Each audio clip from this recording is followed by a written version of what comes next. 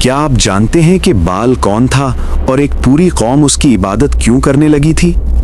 یہ واقعہ ہمیں قرآن میں ملتا ہے، خاص طور پر سورہ الصافات میں، جہاں اللہ کے نبی پروفٹ الائجہ یعنی حضرت الیاس علیہ السلام کا ذکر آتا ہے۔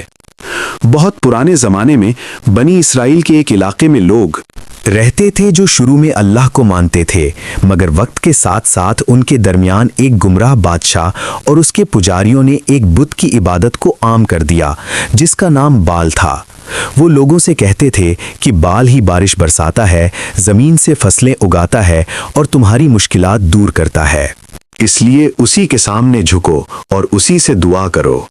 بادشاہ نے بال کے لیے بڑے مندر بنوائے، اس کے پجاری مقرر کیے اور لوگوں کو حکم دیا کہ وہ اس بت کے سامنے سجدہ کریں اور اس کے نام پر قربانیاں دیں۔ آہستہ آہستہ پوری قوم اس دھوکے میں آ گئی اور اللہ کو چھوڑ کر بال کی عبادت کرنے لگی۔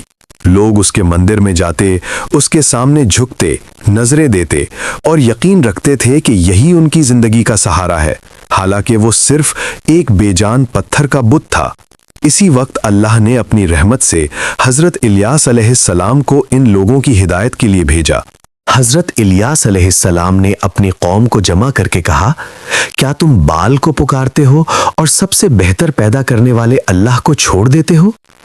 مگر زیادہ تر لوگ اپنے بادشاہ اور پجاریوں کے اثر میں تھے۔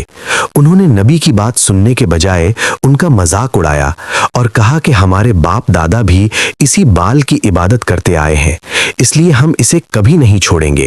حضرت الیاس علیہ السلام بار بار انہیں سمجھاتے رہے کہ بال کچھ نہیں کر سکتا اور اصل طاقت صرف اللہ کے پاس ہے، مگر قوم اپنی ضد پر قائم رہی۔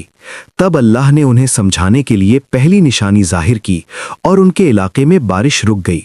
کئی سال تک قحط پڑ گیا، زمین سوکھ گئی، کھیتوں کی فصلیں ختم ہو گئیں اور لوگ سخت پریشانی میں مبتلا ہو گئے۔ اس وقت بھی لوگ بال کے مندر میں جا کر روتے رہے اور اس سے بارش مانگتے رہے، مگر بال خاموش رہا کیونکہ وہ صرف ایک بے جان بت تھا۔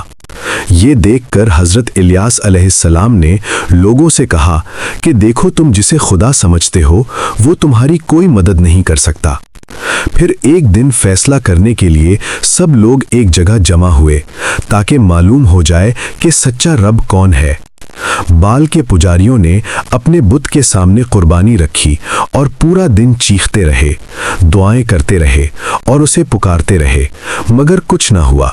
پھر حضرت الیاس علیہ السلام نے اللہ سے دعا کی اور یہی وہ لمحہ تھا جب دوسری بڑی نشانی ظاہر ہوئی۔ آسمان سے